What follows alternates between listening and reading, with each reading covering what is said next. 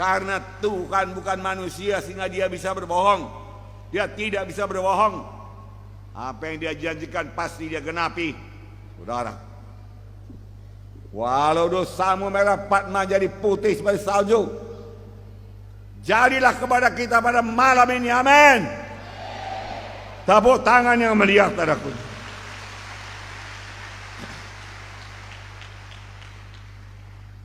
Sekarang Tuhan ini sudah di sorga.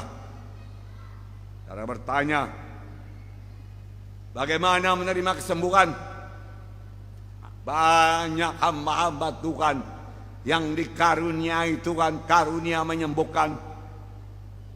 Banyak hamba-hamba Tuhan yang dengan yakin memberitakan firman Tuhan mengenai kesembuhan dan keselamatan jiwa. Maka firman Tuhan berkata, Tuhan meneguhkan berita mereka dengan kuasa dan tanda ajaib dan kesembuhan. Amin. Lukas 10 ayat 1 dan 2. Kemudian daripada itu, Tuhan menunjuk 70 murid yang lain. Berapa saudaraku? 70. Lalu mengutus mereka berdua-dua mendahuluinya ke setiap kota dan tempat yang hendak dikunjunginya. Katanya kepada mereka, tuaian memang banyak, tetapi pekerja sedikit. Karena itu mintalah kepada Tuhan yang punya tuaian supaya yang mengirimkan pekerja-pekerja untuk tuaian itu. Ayat 9, dan sembuhkanlah orang sakit yang ada di situ, dan katakanlah kepada mereka, kerajaan Allah sudah dekat. Saudaraku yang kasih dalam nama Yesus, saya selalu berkata ini sudah akhir daripada akhir zaman. Apakah artinya? Kerajaan Allah sudah dekat. Yesus akan datang kedua kali. Masih banyaklah, sekali lagi, masih banyak sekali jiwa-jiwa yang belum lahir baru. Itu sebabnya Tuhan memanggil kami untuk memberitakan kabar keselamatan. Lebih dari 40 tahun lamanya kami mengelilingi Indonesia ini, saudaraku, dan mengabarkan Injil Tuhan. Pemberitaan Injil yang kami sampaikan bukan dengan perkataan saja, tapi pemberitaan Injil yang kami sampaikan disertai dengan kuasa dan tanda ajaib, kesembuhan dan keselamatan jiwa-jiwa. Amin. Bahkan kami selalu mempraktekkan perletakan tangan, karena firman Tuhan berkata, tanda orang percaya. Kalau sudah ada orang percaya, ada tandanya. Mereka akan mengusir setan-setan dalam namaku. Jadi saudara yang percaya pada Yesus boleh mengusir setan dalam nama Yesus, dan setan mesti pergi. Tidak ada pilihan lain. Dalam nama Yesus, ada kuasa dalam nama Yesus. Dalam nama Yesus, dalam namaku, mereka akan meletakkan tangan atas orang sakit, lalu orang itu akan sembuh. Bukan tangan saudara menyembuhkan, dalam nama Yesus menyembuhkan. Saudara, tempatnya di mana?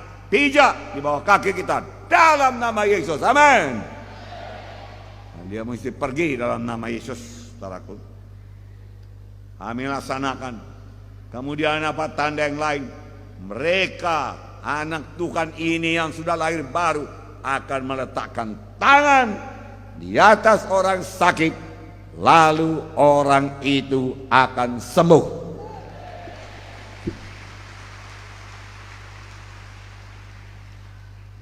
Bukan hanya pendeta, bukan hanya penginjil.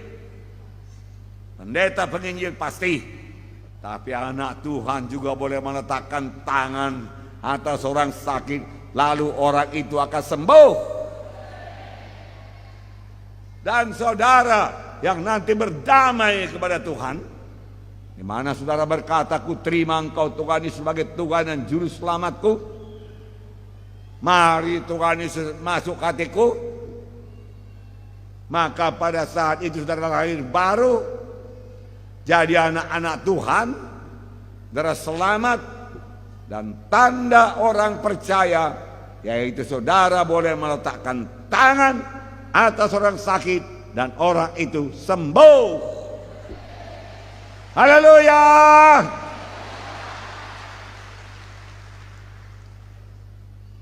Ini akan membawa penerobosan dalam pekabaran Injil. Tuhan tidak pernah mempersulit cara menerima keselamatan. Tuhan tidak pernah mempersulit bagaimana jalannya menerima kesembuhan.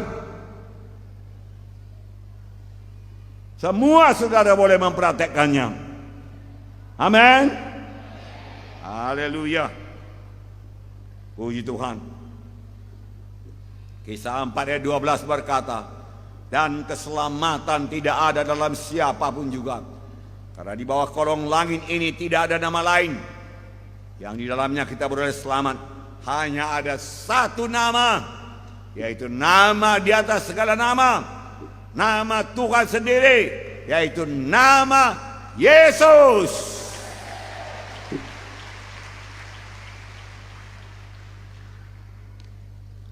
Tuhan Yesus berkata, akulah jalan dan kebenaran dan hidup. Tidak seorang sampai kepada Bapa kalau tidak melalui aku. Dialah satu-satunya jalan. Dialah satu-satunya kebenaran. Dialah satu-satunya hidup yang kekal. Yesus. Akulah jalan. Bukan agama Kristen. Akulah kebenaran. Bukan baptisan air. Yesus. Akulah hidup. Bukan perjamuan kudus. Yesus. Semua itu baik. Perjamuan kudus baik, saudaraku. Baptisan air baik, saudaraku. Saudara, baik, bagus. Dan memang harus kita ikuti, karena itu perintah Tuhan. Tetapi saudaraku, hanya Yesus yang bisa membawa saudara, menyelamatkan saudara, jalan saudara sampai ke sorga. Miliki Yesus pada malam ini, amin. Katakan apa yang saya katakan. Saya percaya hanya Tuhan Yesus jalan ke sorga. Hanya Tuhan Yesus kebenaran. Hanya Tuhan Yesus kehidupan. Saya percaya pada Yesus, dan saya terima Yesus masuk dalam hati saya, jadi Tuhan saya, juru selamat pribadi saya. Maka sekarang saya sudah selamat. Amin. Oh, haleluya. Puji Tuhan, saudaraku. Penyakit sudah ditanggung oleh Tuhan Yesus, saudaraku. Dosa ditanggung oleh Tuhan Yesus, saudaraku yang kasih dalam nama Yesus.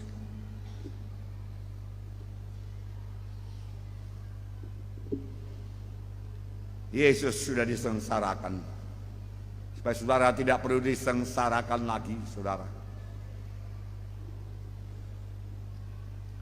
Sebelum Tuhan Yesus mengangkat salib dari Yerusalem ke Golgota, Daud Romawi mengikat dia pada tiang, membuka jubahnya, membuka bajunya, mulai mencambuk dia 39 kali. Syap. Stop. Bukan dengan cambukan sebiji, tidak, tapi satu pegangannya, 5 cabangnya. Dan di cabang-cabang itu diikatlah benda-benda tajam, tulang-tulang yang tajam, logam seperti pancing. Saudara yang kotor dicambukkan pada Tuhan Yesus. Tapi Yesus sanggup menahankannya. Firman Tuhan berkata, itulah dia bilur Yesus. Bilur Yesus jauh lebih dahsyat daripada kanker, tumor, sesak napas, ataupun stroke, ataupun kelemahan kita. Saudara,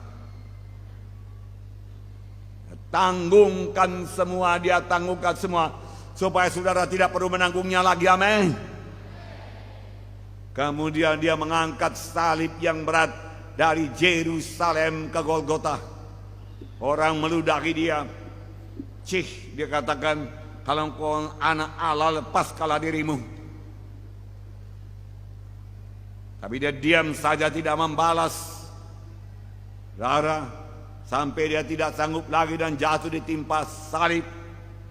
Lalu saudaraku Simon dari Kirene, saudaraku, mengangkat, membantu dia mengangkat salib tersebut sampai ke Golgota. Diberikan mahkota duri kepadanya. Duri itu tajam, saudaraku. Kemudian dia mulai mengangkat salib. Di salib itu tangannya dipaku, kaki dipaku, bukan paku 2 inci, paling tidak pakunya sebesar tiang mie ini, dapat menahan daripada tubuh Yesus, saudara. Menderita, itulah dia akibat dosa saya, ditanggung Tuhan Yesus. Karena sudah ditanggung Tuhan, saya tidak perlu menanggungnya lagi. Demikian juga saudara. Terimalah pada malam ini. Penuh dengan dosa manusia. Tuhan berteriak, Eloi, Eloi, lama sabatani. Bapa, Bapa, ngapa engkau tinggalkan aku? Hancur hati Yesus, berpisah dengan Bapaknya. Memang dosa memisahkan kita dengan sorga. Itu sebabnya Yesus berpisah dengan sorga, supaya saudara jangan ada berpisah dengan sorga lagi. Untuk itulah Yesus datang. Yesus datang bukan membawa agama baru, tidak. Yesus datang membawa keselamatan jiwa. Yesus datang ke dunia ini membawa kesembuhan. Yesus datang membawa kehidupan. Yesus datang membawa hidup yang kekal. Terimalah.